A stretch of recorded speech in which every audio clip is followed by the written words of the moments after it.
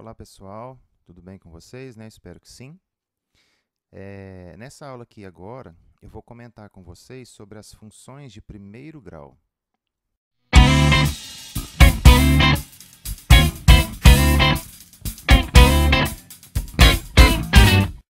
Bom, pessoal, então vamos lá.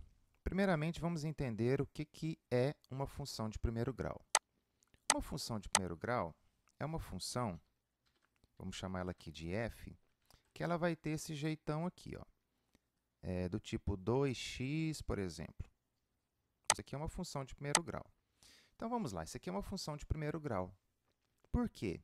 Porque o expoente do x, ou seja, o expoente dessa variável que está aqui dentro, é 1. E não tem nenhum outro expoente maior do que 1 nessa função.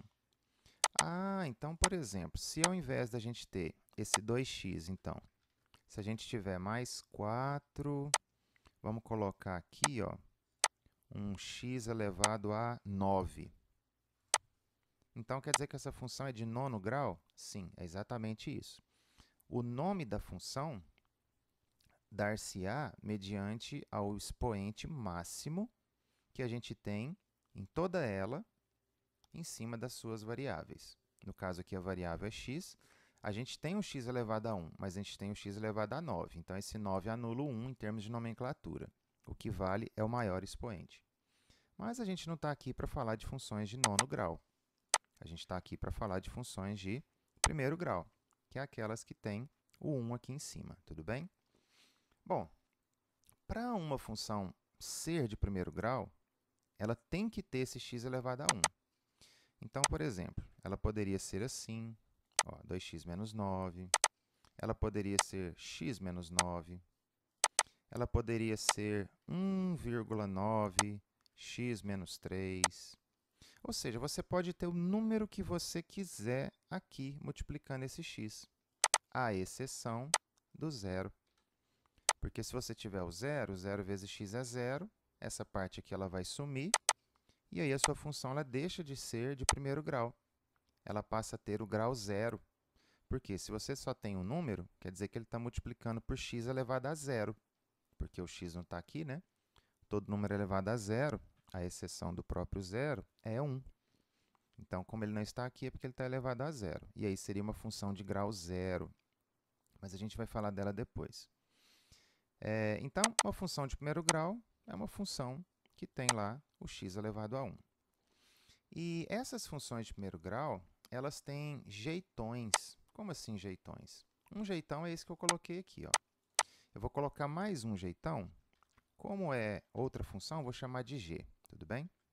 Vamos colocar 2x mais 5. Também vou aumentar um pouquinho aqui para a gente poder enxergar isso melhor e trabalhar melhor. Ó, duas funções de primeiro grau. Um número vezes x mais outro e apenas um número vezes x.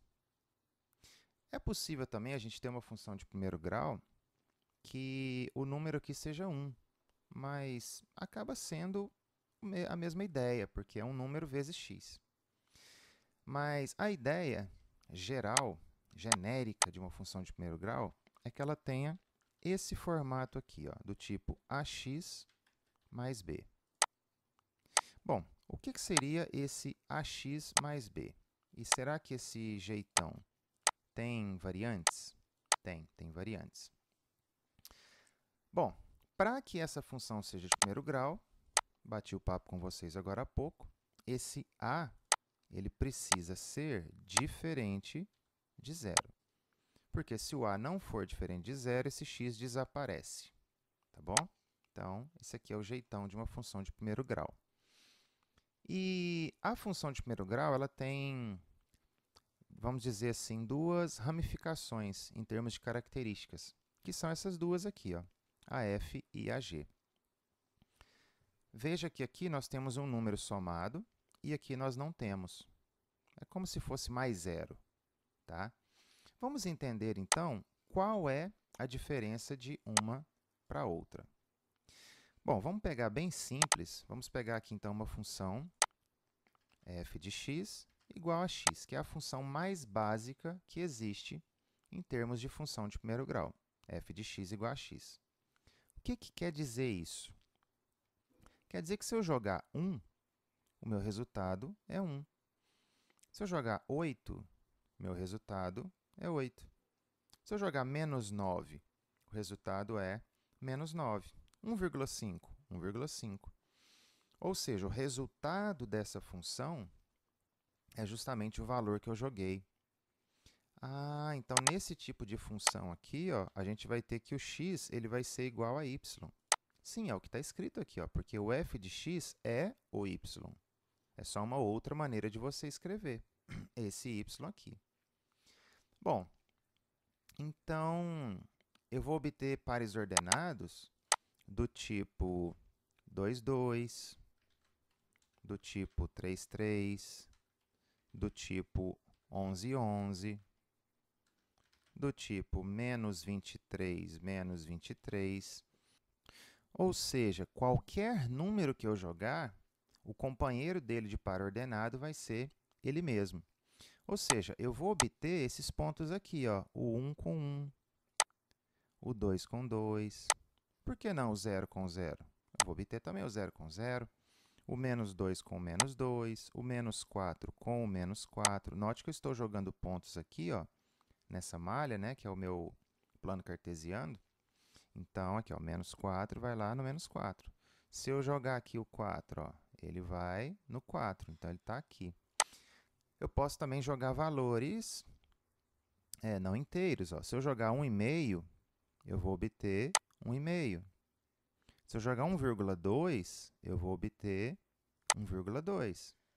Então, independente do número que eu vá jogar, eu sempre vou obter um resultado idêntico a ele. Tá? Bom, essa função aqui, ela tem nome. Ela é chamada de função identidade. Por quê? Identidade na matemática é quando o outro é igual a você. Então, como todos os pares ordenados são do tipo y igual a x ou x igual a y, essa função é chamada de identidade. Bom, vamos entender aqui agora o seguinte. O comportamento dessa função identidade meio que me pareceu retilíneo, né? Porque todos os pontos estavam alinhados aqui. E é exatamente isso. Eu vou digitar aqui, então, essa função y igual a x. Olha lá o que aparece. Uma reta. E essa reta, gente, ela atravessa o primeiro e o terceiro quadrantes, passando aqui no meiozinho certinho. Então, quer dizer que esse ângulo aqui ele tem que ser de 45 graus. Eu vou te mostrar que ele é de 45 graus. Vamos pegar um ponto aqui na reta, o ponto da origem e esse aqui, ó. Eu venho aqui, ó, ângulo. Vamos ver que ângulo é esse? Olha lá, ó, 45 graus. Por quê, né? Porque aqui, ó, nós temos os eixos formando um ângulo de 90, né? Eles são perpendiculares. Então, como a reta ela vai cortar exatamente a metade desses quadrantes, ela é bissetriz dos quadrantes ímpares. Porque esse aqui é o primeiro e o terceiro, ó, quadrantes de numeração ímpar, tá? Muito bem. Então, esse aqui é o gráfico de uma função identidade. Logicamente, estamos pensando aqui em funções reais, onde eu posso jogar qualquer valor que eu quiser. Tudo bem? Bom, e aí, o que vai acontecer agora? Essa função, eu vou começar a variar. Eu vou começar a mudar o jeito dela. Eu não vou mais colocar que o x é igual a y. Vou colocar um 2 multiplicando esse x aqui, ó. 2. O que vai acontecer se eu tiver um 2 multiplicando esse x aí? Ó, y igual a 2x. Vamos mudar de cor para que não fique uma coisa bagunçada. Ó. Engraçado. Olha só que interessante aqui. Só tirar esse ponto daqui porque eu não estou usando ele mais, né? Na minha função identidade, quando eu jogava 2, dava 2. Só que nessa função vermelha, quando eu jogo 2, ó, dá 4, dá o dobro. Quer dizer, então, que se eu jogar 1, será que dá 2? Vamos ver? Olha aqui, ó. O 1 na função identidade deu 1. Já na outra, 2 vezes 1 dá 2. Ah, então, para cada número que eu jogo, eu estou andando de 2 em 2 unidades. Olha aqui, ó. Joguei o 0, estava no 0. Joguei o 1, foi para o 2, avançou 2 unidades em relação ao 0. Ó. Joguei o 2, deu 4, andou mais 2 unidades em relação ao 2. Se eu jogo 3, então vai dar 6, que são 2 unidades a mais que a anterior. Ué, que engraçado. Então, vamos fazer o seguinte, vamos montar uma outra função aqui, ó, y igual a 3x. Vamos mudar a cor dela. Vamos colocar essa aqui de azul, pode ser. Quer dizer agora, esse aqui já não é mais necessário para a gente. Esse aqui eu ainda vou deixar. Essa aqui não. Quer dizer agora que para cada valor que eu jogo, eu encontro o triplo dele. Ó, o 1 ia no 1. Na vermelha, o 1 foi no 2. Na azul, o 1 foi no 3. Ah, então agora, nessa função aqui de gráfico azul, eu estou tendo uma variação de 3 em 3 unidades. Quer dizer, então, que esse número que fica aqui multiplicando x é o que nós chamamos de taxa de variação. E numa função, isso tem um nome um pouco mais específico, que é o coeficiente angular. Então, o coeficiente angular de uma reta, ele te dita, ele está diretamente ligado à inclinação que ela tem em relação ao eixo x. Quanto maior esse número aqui, ó, esse azinho, mais inclinada ela vai ficar. Mais íngreme ela vai ficar. Mais difícil de alguém subir, entendeu? Seria. A gente pode até pensar dessa maneira. Então, vamos fazer o seguinte. Vamos colocar, então, um valor menor do que 1. Vamos colocar 0,5x. Vamos mudar de cor. Vamos colocar uma cor marrom. Ó, agora eu coloquei um número menor do que 1. Tá vendo? Coloquei 0,5. A inclinação dela ficou menor, porque a sua variação agora está de meia em meia unidade. Vamos ver? Ó, para cada valor inteiro que eu jogo 1, meio. Jogo 2, 1. Jogo 3, olha lá, ó, 1,5. Então, para cada número que eu jogo, varia de meio em meio. Vamos diminuir mais ainda isso aqui. 0,1x. Olha lá, ela ficou bem mais próxima do seu eixo x, tá vendo? Vamos mudar aqui de cor. Vamos tentar um amarelo. Nossa, ficou horroroso. Isso, um amarelo um pouco mais escuro. Olha lá, ela está mais próxima do meu eixo x. Então, quão menor for esse coeficiente desse x, olha, já eu colocando a vírgula de novo. Quanto menor for o coeficiente desse x, mais próximo essa reta ela vai estar do eixo x, em termos de posicionamento. Como assim em termos de posicionamento? Ó, note que essa última, gente, dependendo da maneira que eu olhar para ela, eu até acho que ela não está subindo. Ó, dá a impressão que ela está até em cima do eixo x, mas aí a gente vai andando para a direita e vê que ela subiu um pouquinho. Ela sobe bem devagar, mas ela sobe. Por quê? Porque está subindo de 0,01 em 0,01. E quando eu falo está subindo, são os resultados de y, tá bom? Bom, e se eu colocar um valor negativo, menos 1x? Obviamente, o que aconteceria? A inclinação dela foi diminuindo. Ó, pensa aqui na azul. Ó. Da azul foi para a vermelha, para a preta, para a laranja, marrom, né? Para a amarela, para a rosa. Ah lá, ela mudou a sua inclinação. Ela passou a ser agora uma reta decrescente. Vamos pegar uma reta um pouquinho mais próxima do eixo? X, vamos pegar menos 0,2. Ah lá, ó. Ela foi descendo ao ponto de atravessar o eixo x e chegar lá e virar para baixo. Ah, então quer dizer que quando esse coeficiente for negativo, a minha reta ela vai ser decrescente. Faz todo sentido, né, gente? Ó, a gente foi diminuindo aqui, ó, essa taxa de variação, que é o coeficiente angular, ao ponto dela mudar a sua inclinação. Agora ela está descendo ao invés de subir. Ué, então o que será que teria que acontecer para ela ficar exatamente em cima do eixo x? Bom, o coeficiente teria que ser 0. Olha lá, o coeficiente teria que ser 0. Vamos mudar a cor aqui, ó, para que vocês enxerguem melhor isso daí. Olha lá onde está a minha linha roxa, em cima do eixo x. Essa função ela não é de primeiro grau, ela é de grau 0, porque o x sumiu. E ela também é chamada de função constante. Bom, então o que nós vimos até agora? Ó? Uma função desse jeito aqui, de primeiro grau, do jeito que eu estou colocando, esse número que multiplica o x, ele é responsável pela inclinação dessa reta. E quando o valor é positivo, a reta é crescente. Quando ele é negativo, a reta é decrescente. E quando ele for zero, ela vai estar assim, em cima do eixo x, desse jeito que eu estou colocando aqui.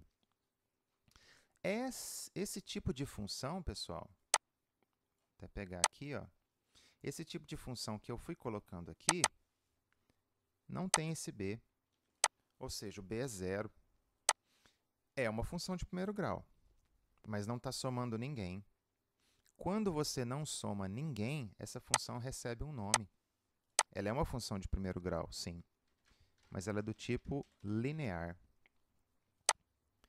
Então, o que é uma função linear? É uma função de primeiro grau quando o b é zero.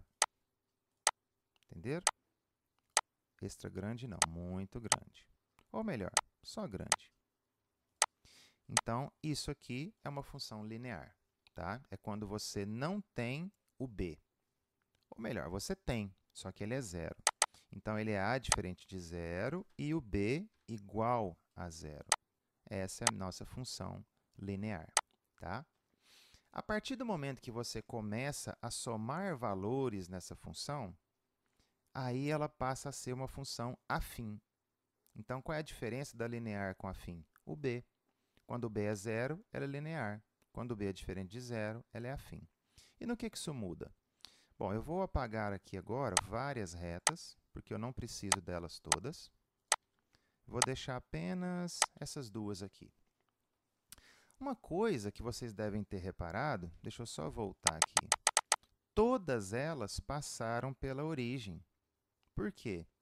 Ué, gente, quando você joga zero aqui, ó, você joga zero nesse x. Zero vezes qualquer coisa, zero. Ou seja, essa função ela vai conter o ponto 0, 0. É isso. Tá? Então, a função linear, consequentemente a essas coisas, ela sempre vai passar na origem. Bom, então agora vamos lá. Vamos analisar as funções afins. O que acontece com elas? Uma função afim, então, vai acontecer o quê? Essa função afim, o b ele não é zero. Então, ela vai ser do tipo f de x igual a alguma coisa mais outra. Essa primeira coisa tem que ser diferente de zero pelo fato de ser função. Tá? E a segunda coisa, que é o b, também tem que ser diferente de zero para que ela não seja uma função linear. A função afim, basicamente, então, é eu chegar aqui e somar um número. Observa o que acontece com essa função que está aqui em preto. Ó, eu vou somar uma unidade. Então, mais 1. Ué, ela subiu uma unidade. Ó, vamos voltar aqui. Olha lá, ela estava no 0. Agora, ela vai cortar na altura 1. Ah, quer dizer, então, que se eu tivesse digitado x mais 2, ela iria subir 2 unidades? Exatamente. Olha lá. Então, esse número que eu coloco aqui do lado, ou seja, esse número que eu somo, indica aonde ela vai cortar na altura y. Me mostra quantas unidades eu desloquei ou para cima ou para baixo. Como assim para baixo? Ué, porque eu posso colocar aqui, por exemplo, um valor negativo, menos 1. Olha lá, ó, cortou no menos 1. Então, isso aqui acarreta o quê? O fato da sua reta subir ou descer. Ela vai descer quando você subtrair um número, e ela vai subir quando você somar um número. E, obviamente, você pode descer da maneira que você quiser. Desce 1,7. O número que está aqui, ó, é 1,7 negativo. Olha lá, 1,7 negativo. Ah, mas por que esse número que está aí, então, vai ser o valor, né, a posição, onde a reta vai cortar o eixo y? por uma situação assim bem simples da gente verificar. Se você jogar 0 aqui no x, o resultado vai ser menos 1,7. E quando você joga 0 em x, é porque você está pegando valores em cima do eixo y. Só por isso. Aí, esse cara aqui ele tem um nome. Ele é o coeficiente linear. Coeficiente linear, que é onde a sua reta vai cortar o eixo y. Tá certo? Vamos agora olhar aqui para a minha reta azul. Então, 3x, vamos colocar mais 2. Olha lá, vai cortar na altura 2. Só que o fato dela cortar na altura 2 não muda o fato de você crescer o número de 3 em 3. Quer ver só? Vamos analisar aqui. Ó. Eu vou marcando os pontos, ao invés de jogar os valores. Se eu jogo x igual a 0, o resultado é 2. Ou seja, x igual a 0, aqui, ó, esse ponto, no 2. Se eu jogar x igual a 1, o resultado vai ser 5, né? Então, para o x igual a 1, olha lá, o resultado é 5, que são 3 unidades acima do 2. Se eu jogar x igual a 2, 3 vezes 2, 6, mais 2, 8. Ó, 2. Você vai ver que vai estar lá no 8, aqui. Então, essa taxa de variação, que é o coeficiente angular, ela se mantém. Os resultados eles ainda vão subir ou diminuir disso em disso. E o que muda, na verdade, é onde a sua reta vai passar, né, interceptar o eixo y. Tá certo? Bom, então, essa é a diferença entre função linear e função afim. Não esquecendo que ambas as funções são funções de primeiro grau. Tudo bem? Espero que vocês tenham entendido. E é isso. Um abraço.